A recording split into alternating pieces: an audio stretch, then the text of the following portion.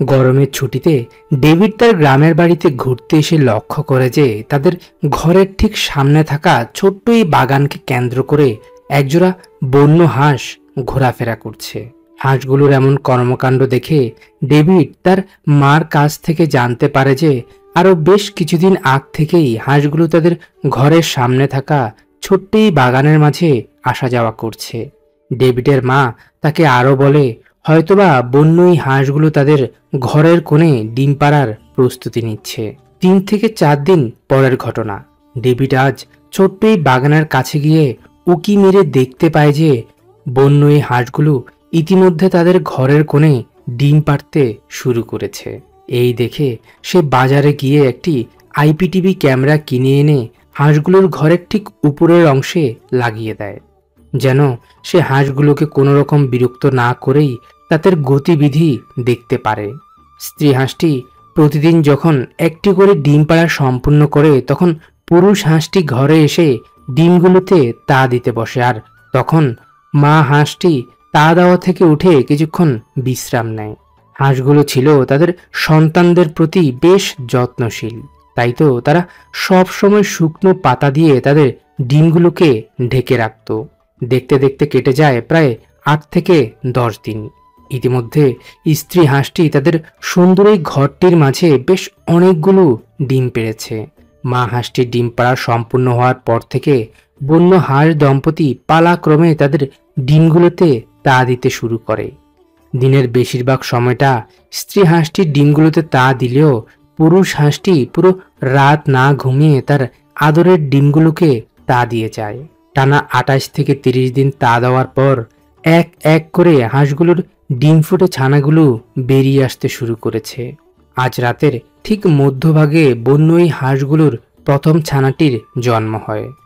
প্রথম ছানাটির আগমনের মাত্র 3 থেকে 4 দিনের মধ্যেই তাদের সবগুলো ডিম ফুটে ইতিমধ্যে বেশ অনেকগুলো ছানার জন্ম হয়েছে।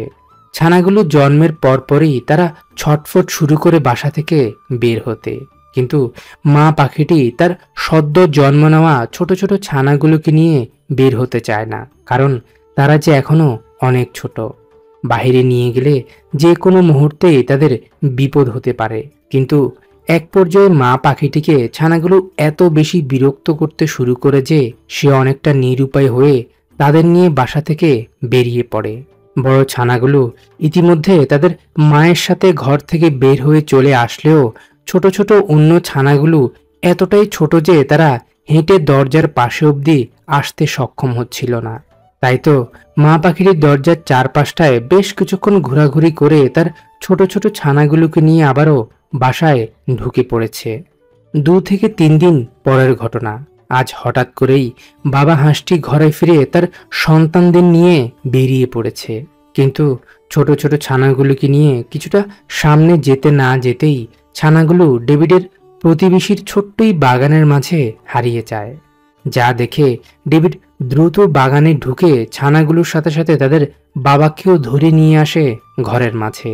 কিন্তু ঘরে এনে সে হাঁসগুলোকে আর তাদের ঘরের সামনের ছোট্টই বাগানের মাঝে ছেড়ে দেয় না, কারণ সে যদি হাঁসগুলোকে তাদের পুরাতন ওই ঘরের মাঝে ফিরিয়ে দেয় তাহলে অবুঝ বন্য হাঁস দম্পতি তাদের ছানাদের নিয়ে আবারও বেরিয়ে পড়বে। তাই তো ডেভিড হাঁসের ছোট্টই পরিবারটিকে তার ব্যালকনিতে এনে রেখে দেয়। অন্যদিকে মা হাঁসটি যখন তার ছানাদের খুঁজতে খুঁজতে ডেভিডের প্রতিবেশীর ঘরের আঙিনায় গিয়ে পৌঁছায় তখন ওই ব্যক্তিটির ঘরে থাকা 3টি দুষ্ট পুরুষ হাঁস রীতিমতো স্ত্রী এই বন্য হাঁসটির সাথে যৌনতায় লিপ্ত হয়।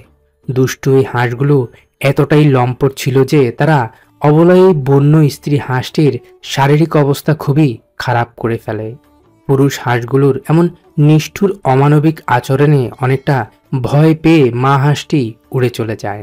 অবলাই হাঁসটি এতটাই ভয় পেয়ে যায় যে সে আর কখনোই তার সন্তানদের খবর অবধি নিতে আসেনি। অন্যদিকে ডেভিডের ঘরের আঙিনা ব্যালকনিতে চড়ে বেড়ানো ছোট ছোট ওই বন্য হাঁসের ছানাগুলো 2-4 দিনের মধ্যে এখন বেশ কিছুটা বড় হয়ে উঠেছে। তাই তো ডেভিড এবার সিদ্ধান্ত নিয়েছে তাদেরকে মুক্ত করে দিবে। একটি খাঁচায় করে হাঁসের ছোট্টই পরিবারটিকে ডেভিড নদীর কিনারায় এনে এভাবেই মুক্ত করে দেয়। হাঁসের ছানাগুলো ছাড়া পেয়ে তাদের বাবার সাথে নেমে পড়ে জলাশয়ের মাঝে। আর নদীর কিনারায় দাঁড়িয়ে থেকে ডেভিড অনেকটা মন খারাপ করে দেখছিল তাদের চলে যাওয়া। বাবার সাথে ছানাগুলোকে মুক্ত করে দেওয়ার মাত্র 20 থেকে 30 মিনিট পরেই ডেভিডকে অবাক করে মা হাঁসটি উড়ে চলে আসে তার পরিবারের কাছে। এই দেখে ডেভিড খুবই খুশি হয়। কিন্তু আচমকা নদীতে শুরু হয়েছে জোয়ার। মুহূর্তের মধ্যেই নদীর পানি কেমন যেন পুরোপুরি অস্থির হয়ে উঠেছে। 4-5 মিনিটের মধ্যেই জোয়ারের পানি এতটাই প্রকোপ হয়ে উঠেছে যে নদীর পানিতে সাঁতরে বেড়ানো ছোট ছোট ওই বন্য হাঁসের ছানাগুলো তাদের বাবা মার কাছ থেকে কোথায় যেন হারিয়ে গেছে। নদীর কিনারায় দাঁড়িয়ে হাঁসগুলোর এই দুরবস্থা দেখতে দেখতে আচমকা ডেভিড লক্ষ্য করে যে বেশ কয়েকটি হাঁসের ছানা পানির ঢেউয়ে অনেকটা আহত হয়ে কোনো রকম কিনারায় উঠে আসার প্রাণপণ চেষ্টা করছে। কিন্তু দুঃখের বিষয় এই যে নদীর জোয়ারের স্রোতে বেশ অনেকগুলো হাঁসের ছানার মৃত্যুও ঘটেছে। হাঁসের ছানাগুলোর এই হাল দেখে ডেভিড ভিডিও করা বাদ দিয়ে কিনারায় উঠে আসা বেশ অনেকগুলো আহত হাঁসের ছানাকে উদ্ধার করে তার ঘরে নিয়ে আসে। ঘরে এনে সে নানাভাবে আহত ছানাগুলোর যত্ন নিতে শুরু করে। ডেভিডের আদর যত্নে আহত ছানাগুলো বেশ কয়েক ঘন্টার মধ্যে যখন কিছুটা সুস্থ হয়ে ওঠে তখন সে ছানাগুলোকে তার ঘরের আঙিনায় ছেড়ে দেয়। কিন্তু মধ্যরাতে সে যখন ছানাগুলোকে দেখতে যায় তখন সে দেখতে পায় যে কোনো এক অজানা কারণে 3টি ছানার মৃত্যু ঘটেছে। এই দেখে তার মনটা খুবই খারাপ হয়ে যায়, কিন্তু এখন আর কী বা করার আছে। ছানাগুলোর মৃত্যুর পর ডেভিড বেঁচে থাকা অন্য ছানাগুলোর আরও ভালোভাবে যত্ন নিতে শুরু করে। ছানাগুলোর বয়স যখন 15 থেকে 18 দিন হয় তখন ডেভিড তাদের জন্য সুন্দর এই ঘরটি তৈরি করে দেয়। ডেভিডের আদর যত্ন আর ভালোবাসা পেয়ে ছানাগুলো ধীরে ধীরে বড় হতে থাকে। তাদের বয়স এখন প্রায় 1 থেকে 1.5 মাস। ইতিমধ্যে তাদের শরীরে পুরোপুরি পালক গজিয়েছে। দিনে 1বার কি 2বার ডেভিড ছানাগুলোর জন্য একটি পাত্রের মাঝে পানি দিয়ে রেখে দেয়, যেন তারা তাদের মনের শোকে গোসল করতে পারে। ভাত, চাল, ডাল ইত্যাদির সাথে সাথে নানা ধরনের পোকামাকড় শিকার করে নিয়ে আসে ডেভিড তাদের জন্য। নিজের সন্তানের মতো করে সেই ছোট থেকে পেলে পুষে ছানাগুলোকে বড় করে তোলায় বন্য এই হাঁসগুলোর সাথে ডেভিডের এক অন্যরকম বন্ধুত্ব গড়ে উঠেছে। এখন তারা ডেভিডের সাথে তার ঘরের মাঝে খুব ভালোই আছে। তো বন্ধুরা, ভিডিওটি আজ এই পর্যন্তই। ভিডিওটি ভালো লাগলে অবশ্যই একটি লাইক দিবেন, আর এমনই আরও ভিডিও দেখতে চাইলে আমাদের চ্যানেলটি ঘুরে আসতে পারেন। ধন্যবাদ।